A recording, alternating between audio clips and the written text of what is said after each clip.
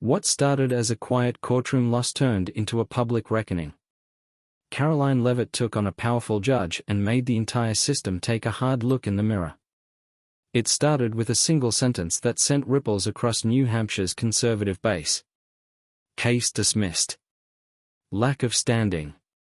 Karoline Leavitt stood frozen in the back of the Concord courtroom, her jaw clenched, her hands still holding the printed summary of voter complaints.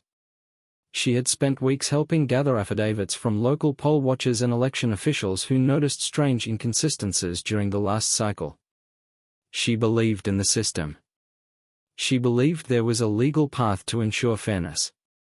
But the judge, Douglas Keener, a man with 30 years behind the bench and a reputation for being hard to read, had other ideas. He barely looked up from his bench when he gave his ruling. No trial. No witnesses. Just a cold dismissal. Beside Karoline sat Russ Barkley, a former Marine and county registrar. "That's it," he muttered. "Just like that?"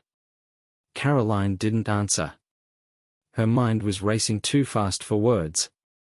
They stepped outside into the parking lot, where a few local reporters hovered, scribbling notes without real interest. The big networks hadn't bothered to show up. One reporter, a young woman from a local AM radio station, approached Karoline with her MIC. "Ms. Leavitt, any comment on the judge's ruling?" Karoline looked straight at the MIC. He didn't dismiss the case because the facts weren't strong. He dismissed it because he didn't want to hear them. "We're not done." It wasn't bluster. It was a promise. Later that night, sitting in her kitchen in Rye, Karoline replayed the judge's words on her phone, over and over. Lack of standing. It didn't sit right, not just because it meant the case was over, but because it felt preloaded, like the decision had been made long before they walked into that courtroom. Her dad, George, leaned against the counter behind her, arms crossed. "You not going to let this slide, are you?" "No," Karoline said, staring at her screen. "There's something off about him. About all of this." George knew that tone in her voice. She'd used it before, when she was 17 and took on the school board for cancelling a veterans assembly. She had the same fire now, only sharper. But this wasn't high school. This was the justice system. The next morning, Karoline showed up at the campaign office with a stack of papers and tired eyes. She tossed the file onto the table. "I want every decision Judge Keener made in the last 5 years." Taylor, her staffer, blinked. "All of them?" "Yes. And I want to know who his clerks are, who he's had dinner with, who's donated to his retirement fund, everything." It wasn't about revenge. Not yet. It was about answers. But answers in politics are never clean. What she found over the next week made her stomach turn. Judge Keener had once worked at a firm that quietly lobbied for out-of-state political groups. His adult son was on the board of a voter outreach nonprofit, one that had recently received a donation from a PAC with ties to a sitting Democratic senator. There were photos. Event programs. A trail of dinners and endorsements that had flown under the radar. But none of it had ever been reported. Karoline sat down with Russ again, this time at a diner in Bedford. She pulled a manila folder from her bag and slid it across the table. "What's this?" he asked. "Everything Judge Keener doesn't want people to know." Russ flipped through the pages. "You planning to go to the press?" Karoline sipped her coffee. "No. Not yet. If I'm doing this, I'm doing it right." But while Karoline began connecting the dots, something else started to bother her. And it had nothing to do with paperwork. She wasn't sleeping much. Between public appearances and deep dives into Judge Keener's background, she found herself waking up in the middle of the night, her mind spinning with unanswered questions. It wasn't just about him anymore. It was about a pattern. One she couldn't yet prove, but could feel in her bones. She started calling people quietly. Former clerks. Retired court staff. lawyers who had stood before Keener in previous cases. Most didn't want to talk. A few did, but only off the record. One of them was Harold Kessler, a defense attorney in Manchester who hadn't practiced in over a decade. They met at a rundown pizza place off I-93, the kind of joint with faded booths and a jukebox that hadn't worked since 2005. "You really want to go after Keener?" he asked, his voice low, eyes scanning the room. "I want to know if he's been fair," she replied. Harold leaned back, took a long sip of his soda, then said, "He's careful. Never leaves fingerprints. But he's political. Has been since the late 90s. You're not imagining it." Karoline leaned in. "Can you give me names? Anything concrete?" "No," he said. "But I'll tell you this, he keeps his distance for a reason. His hands might be clean, but his friends aren't." That same night, back at the office, she called Taylor, Jenna, and another aide. She laid out everything, the binders, the donor maps, the events, the court decisions that all leaned a certain way. "It's not enough for an exposé," Jenna said cautiously, flipping through the notes. "But it's enough for a storm." Karoline nodded. "We're not publishing anything. We're going to force his hand." "How?" She smiled. "Pressure." The next morning, Karoline recorded a short, controlled video for social media. Just her, speaking directly to the camera. "There's a judge in New Hampshire who believes people like you don't have the right to question your elections. He dismissed the case without hearing the evidence. He said it didn't matter. But we found something, patterns, connections, bias. And now, we're going to shine a light on all of it." She didn't name him. Not yet. But the message landed. Within hours, her inbox filled with messages. Supporters. Skeptics. Journalists. Some wanted to help. Others demanded proof. She was ready for both. And then, something strange happened. A woman named Dana reached out to a secure email. No last name. No introduction. Just, "I used to work in the state courthouse. I saw things. I'll talk." They met in a church parking lot just outside Laconia, late on a Thursday afternoon. Dana was in her 50s. Wiry, with tired eyes and a nervous energy that made Karoline lower her voice. "He met with lobbyists," Dana said. "Not in chambers. Outside. Quiet places. Coffee shops in Portsmouth. Always with the same guy, Tommy Belt." Karoline scribbled in her notebook. "The donor?" Dana nodded. "And one other person. A woman. Blonde. Works for a firm in Boston. Can you prove any of this?" Dana hesitated, then reached into her coat pocket and handed Karoline a folded receipt. "He never knew I saw it. But I was there." This was the night before a major ruling, the one that gutted the election audit bill. Karoline unfolded the receipt. It was dated 2 days before Keener's decision in a separate high-profile case, one that blocked deeper inspection of ballots statewide. "Why are you giving this to me now?" Karoline asked. Dana's voice wavered. "Because someone needs to care. I thought it would get better. It didn't." Karoline knew this wasn't just about exposing shady dinners. It was about forcing the country to pay attention to what had been ignored for far too long. Dana's tip changed everything. Karoline left that church parking lot with a folded receipt and a fire in her chest. The meeting hadn't given her everything, but it gave her what she needed most, a thread to pull. She started with Tommy Belt. His name had shown up once before, tucked inside a list of donors from a super PAC registered in Maine. But Dana's mention brought it to the front. That wasn't just any donor. He was a connector, a man who arranged private dinners between judges, attorneys, and certain operatives who kept their hands clean but always seemed to walk away with favorable rulings.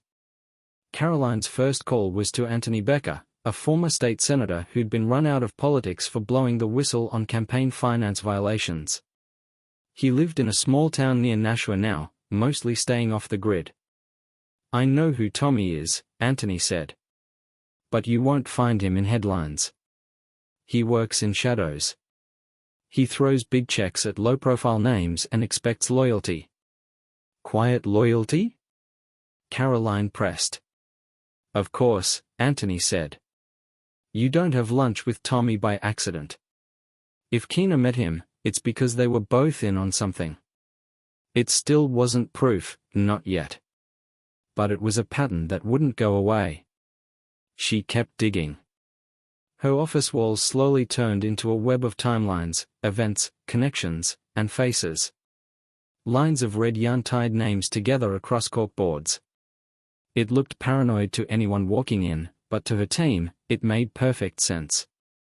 Then came a stroke of luck. Jenna, the aide who'd helped organize the donor data, found a PDF buried in an old campaign finance archive. It was an RSVP list to a dinner held 3 years ago at the Blackbrook Inn in Keene.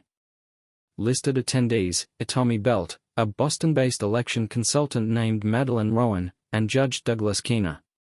Karoline stared at the file, her heart pounding. "He was there," she whispered. "They were all there." They searched for photos from the event but found none. No tweets, no tagged images. It had been scrubbed clean. But the document was enough. She contacted a local columnist she trusted, Daniel Reed from the National Report. He had been skeptical of her before but respected her persistence. "I don't do hit pieces," he warned her over the phone. "This isn't a hit," she replied. "It's a pattern. And I'll show you every page." They met the next day. Karoline brought 2 boxes of documents, receipts, statements, archived filings, names that connected where no one had been looking. Daniel spent 3 hours going through it all in silence.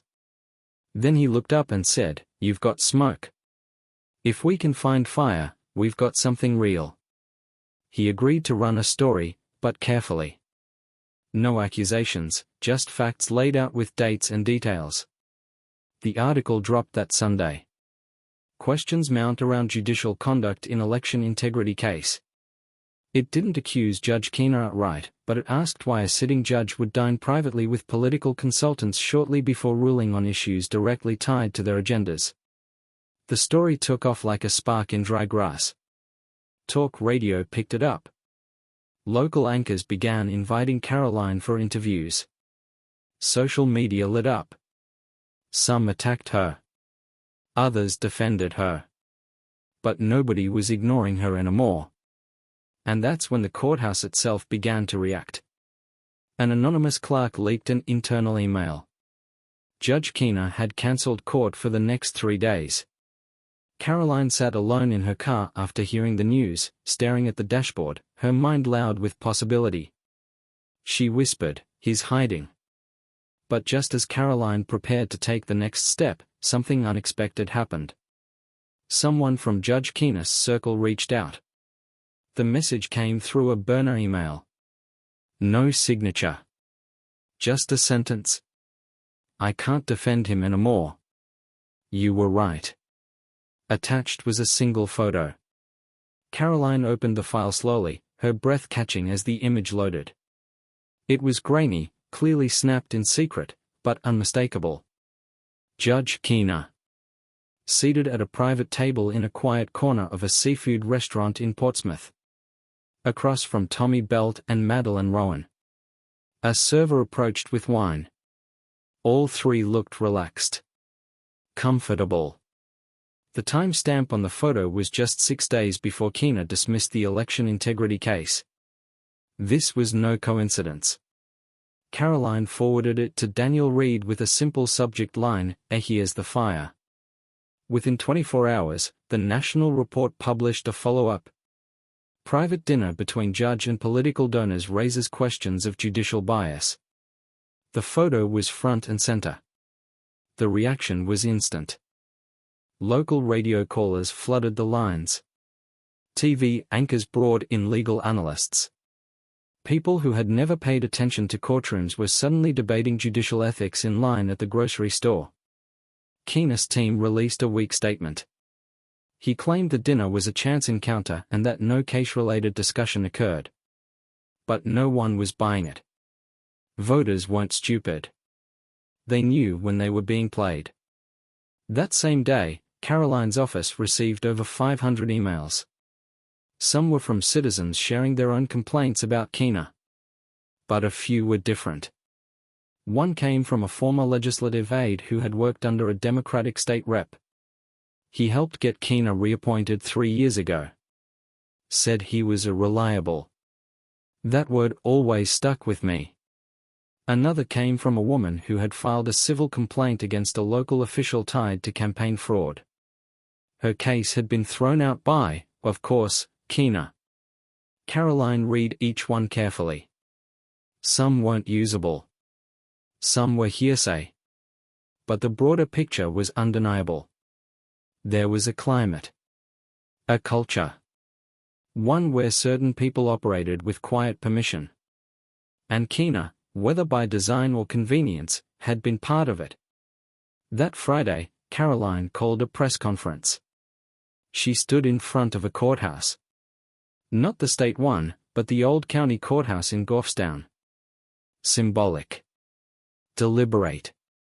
Behind her were boxes of documents labeled with bold black marker, timelines.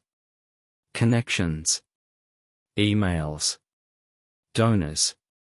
Rulings. Reporters from across the state showed up.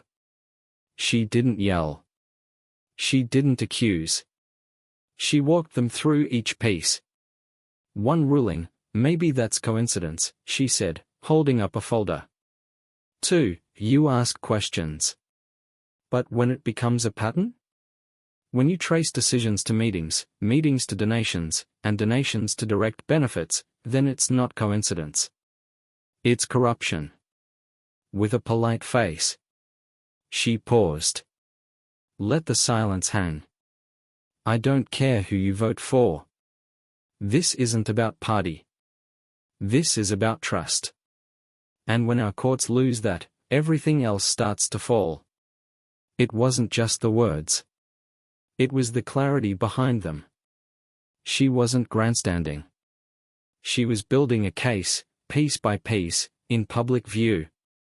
The press conference aired on every local station. A clip of her speech made it onto national television. The next morning, conservative commentators hailed her persistence.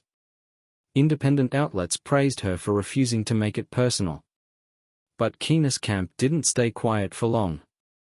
By Monday, his attorney had filed a cease and desist letter against Karoline, accusing her of defamation, demanding she retract her statements.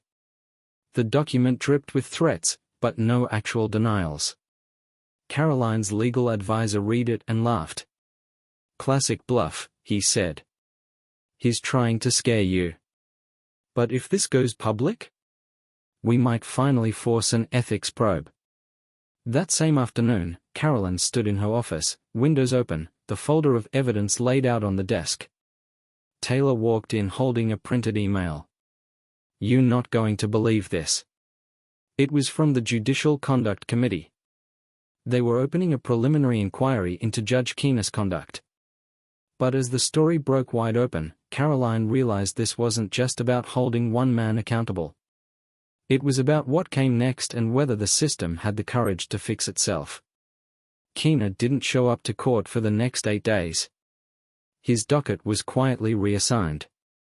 His chambers, once constantly staffed and busy, stayed dark behind closed blinds. No official explanation was given, but courthouse whispers traveled fast. Clerks spoke in hushed tones. Attorneys began requesting alternate judges, citing potential conflict of interest. It was clear, the silence surrounding Keena wasn't out of respect. It was tension. The kind you could feel even through the marble walls. Meanwhile, Karoline was everywhere. Fox, Newsmax, and even a few skeptical centrist outlets brought her on for interviews. Her tone stayed the same, measured, direct. She repeated one line over and over again: "This isn't about a political win. This is about restoring basic faith." But the more she spoke, the louder the backlash grew. Anonymous accounts flooded her inbox with insults and threats. Someone leaked her private address online. Protesters showed up outside her home in Rye, holding signs accusing her of attacking democracy. Her dad didn't flinch. He stood at the end of the driveway, arms folded, daring anyone to take a single step onto their lawn. "Let them hold signs," he muttered. "They are mad because they are scared." Karoline didn't back down. She doubled security, stayed off Twitter, and kept pushing forward. 2 weeks after the press conference, the Judicial Conduct Committee made their first public statement. They confirmed they were reviewing whether Judge Keener had violated ethical standards through undisclosed associations with political donors and consultants prior to issuing key rulings. That word, undisclosed, made headlines. It didn't take long for politicians to start distancing themselves. A state representative who once praised Keener now dodged questions and interviews. A few local leaders who had once accepted checks from Tommy Vell suddenly returned the funds and issued statements claiming they had no knowledge of any impropriety. Karoline watched the slow unraveling with quiet resolve. She wasn't celebrating. Not yet. Because for every win, there was still pushback. One night, she met Russ again, this time at a VFW hall in Pelham, where they were invited to speak on a panel about election security. The room was packed: veterans, retirees, young parents. Some skeptical, others clearly supportive. An older man in the back stood during the Q&A. "I voted for 50 years, he said. "I've never missed one. I don't care if someone's a Democrat or Republican. I just want to know, how do we stop this from happening again?" Karoline took a breath. "By making noise," she said. "By refusing to let things stay buried. When you see something, speak. When people try to silence you, get louder. Systems don't fix themselves. People fix them. People like you." The room clapped, not wildly, not performatively. It was the kind of slow, steady applause that came from agreement, not excitement. But not everyone in that room clapped. Back in Concord, Keener's legal team was on the move. They filed a request to dismiss the ethics investigation, citing unfair public prejudice and politically motivated defamation. It was a desperate play. And it didn't work. The committee denied the request and moved to the next phase, formal review. That meant testimony. Witnesses. Documents. Dana, the former courthouse worker who had risked everything to meet Karoline, agreed to testify privately but officially. So did 2 others who had come forward after the press conference. The net was tightening. Then came the call. A staffer from the House Oversight Subcommittee reached out. They were assembling a panel to review judicial bias at the state level. They wanted Karoline to testify. She stared at the phone in disbelief. "You asking me to go to Washington?" "Yes," the voice said. "You've lit a fire. Now we want to hear how you did it." But Karoline knew that the real fight wasn't in courtrooms or headlines. It was in the hearts of ordinary people who were finally starting to ask hard questions. The Capitol felt colder than she expected. Karoline walked down the corridor outside the hearing room in a dark navy blazer and low heels, her notes folded neatly in her hand. No press around her, no entourage, just her and the sound of polished shoes against tile. Inside, the room was already half full. Congressional aides shuffled through folders. A few representatives sat quietly behind the long, elevated bench, reviewing their briefing packets.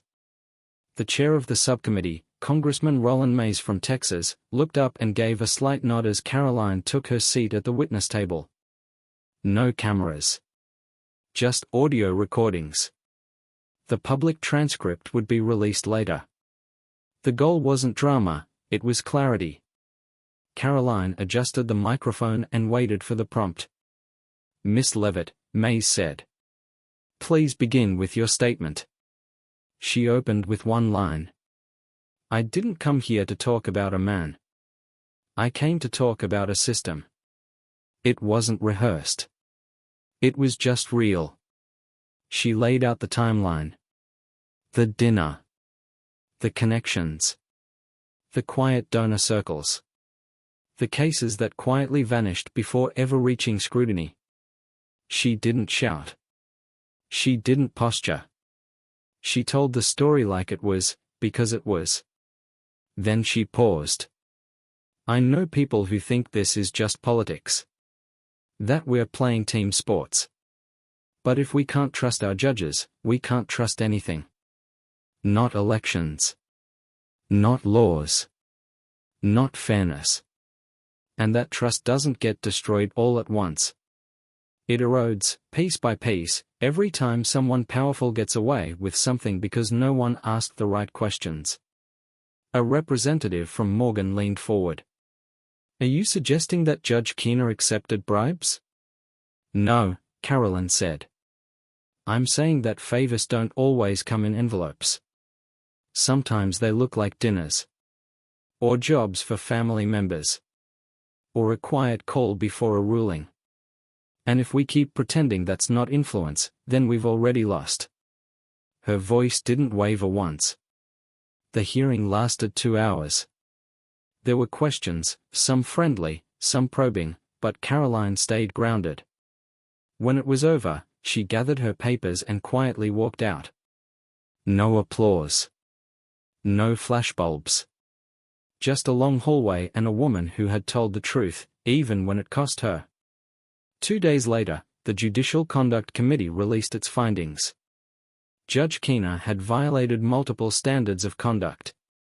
A pattern of inappropriate relationships with political donors and consultants with active interest in court proceedings. He was given the option to resign. He took it. The media ran with it. Some praised Karoline.